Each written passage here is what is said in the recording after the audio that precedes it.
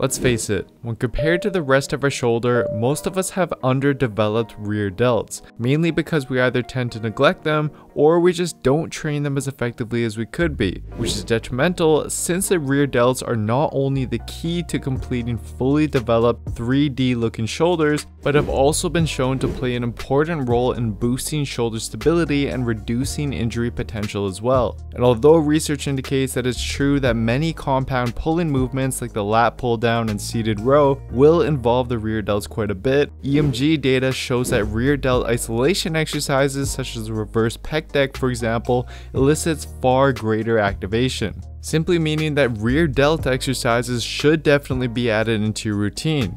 But at the same time, adding in a few sets of a suboptimal exercise like dumbbell reverse flies after your workout just isn't going to cut it. Instead, it's vital that you both choose the right rear delt exercises and perform them in a way that maximally activates the rear delts while preventing other stronger muscle groups like the traps and lats from taking over and stealing its gains, which most people struggle with. In this video though, I'll show you exactly how to do so with a few key exercises you've likely never tried that not only train the rear delts optimally, but will help you minimize the involvement of other muscle groups as well. And then after this video, I want you to go out and try these exercises and come out with at least 1 to 2 that you feel a strong rear delt contraction with and can start using from now on. So with that in mind, let's start with exercise 1. The first exercise is going to be the Barbell Jairo, which when performed correctly will effectively hit the rear delts with some involvement of the biceps as well. And for a variety of reasons, this exercise is going to do a much better job at developing the rear delts than something like reverse flies, for example. Because by bending the elbows as opposed to keeping them straight, we biomechanically put the rear delts in a stronger position and can now also drive the elbows back behind the body more than we can with straight arms, which is one of the all-important movement functions of the rear delt and the key to fully activating it. In addition, this also enables us to now work with much heavier loads, which is beneficial since research indicates that the deltoid muscle as a whole is roughly a 50-50 mix of type 1 and type 2 muscle fibers, and therefore is likely best stimulated by a mix of both heavier weight for lower reps as we do with this exercise and lighter weights for higher reps as we'll do later on. Now to perform it, grab a barbell with a wide grip such that your arms are at about 45 degrees out from your sides when standing. Next, set up how you would for a normal barbell row by slightly bending the knees and hinging at the hips until your back is almost parallel to the ground.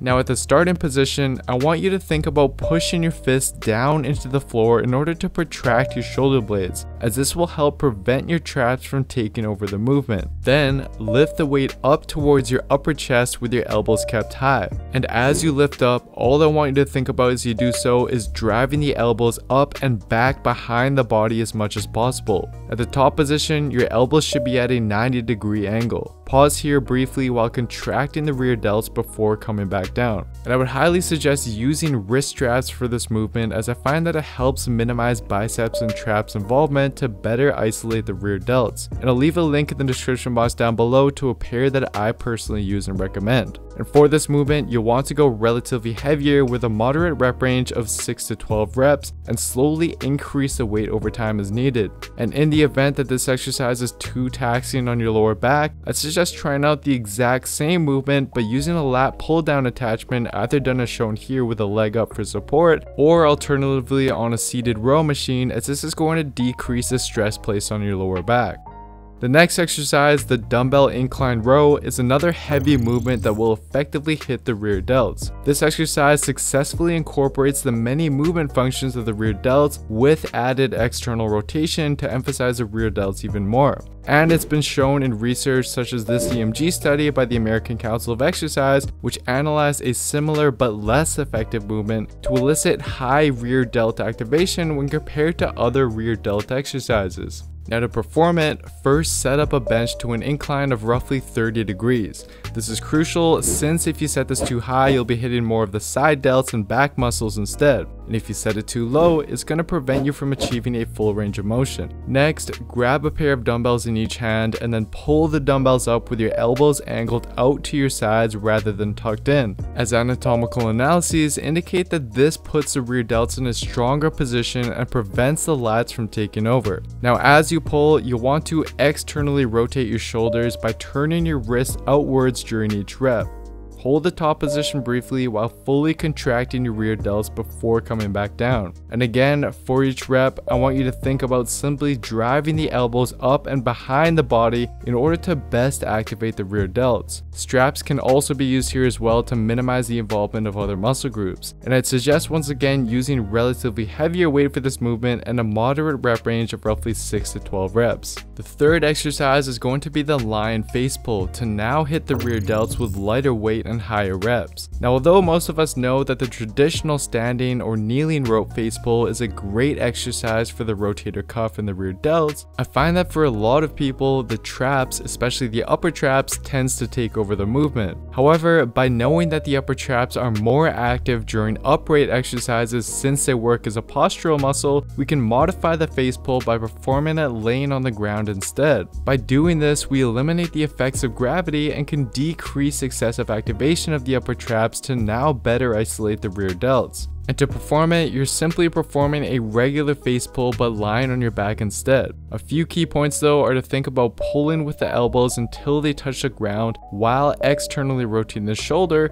such that your hands almost touch the ground as well. I'd suggest using relatively lighter weight for these and a higher rep range of roughly 10 to 15 reps. This last exercise, the rear delt cable pull, is another great way to hit the rear delts with lighter weight and higher reps, and is especially effective if you struggle with your neck, traps, or mid-back taking over on other rear delt exercises. This is because with this exercise, the end range of the movement involves bringing the arm into hyperextension behind the body, which research has shown to be one of the primary functions of the rear delts, and is a position where other muscle groups like the lats and the traps are very weakened. So to properly perform it, what you want to do is set up a cable to just higher than shoulder height. Grab the ball of the cable with no handle and then simply bring your slightly bent arm down and back behind the body at an angle of around 45 degrees away from your side. Keep your elbow locked throughout each rep, and as you come down, you want to externally rotate your shoulder by twisting your arm and hand outwards as you bring the cable down.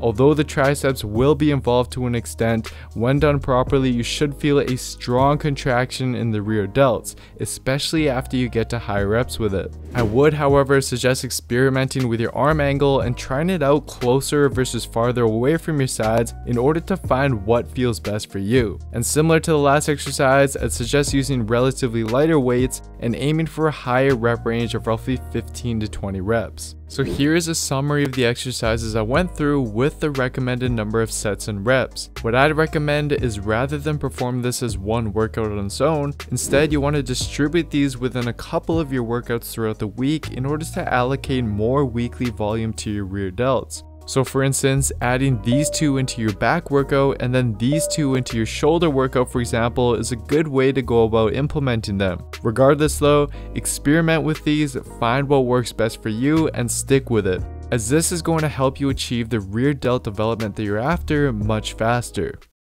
I hope that you were able to see from this video that in order to grow your muscles as fast as possible, you need to not only carefully consider the exercises that you're doing in the gym, but you also need to pay close attention to how you're performing these exercises if you want to see the best results. And within my Built with Science programs, we've not only put careful thought and research into every exercise included in your routine, but we've also created in-depth tutorials for each exercise so that you know exactly how to perform them optimally in order to build muscle as effectively as possible. To join today, simply head on over to builtwithscience.com and take the starting point analysis quiz, which is just going to determine what program is best for you. Anyways, thank you so much for watching, everyone. I hope you enjoyed the video. Please don't forget to show your support by giving the video a like, leaving a comment down below as to what you'd like to see me cover next, subscribe to the channel, and turn on notifications to the channel as well, as this all really does help me out and I truly appreciate it. Thank you so much, everyone. I'll see you next time.